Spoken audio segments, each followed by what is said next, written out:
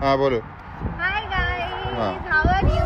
Hope you fine. तो हम फिर से आ गए हैं डांस की प्रैक्टिस करने के लिए और आज का मौसम ऐसा है, मतलब 7 बजने को आए ऑलमोस्ट, फिर भी रात नहीं हुई है।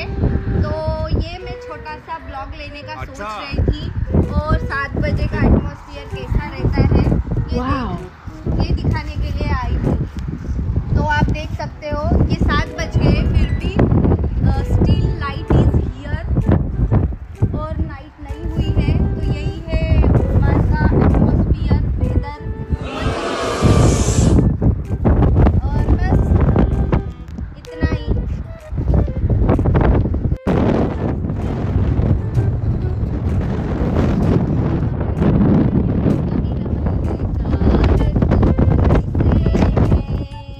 हे चलो नीचे जाते हैं, चलो हाँ, जाओ। गाइस।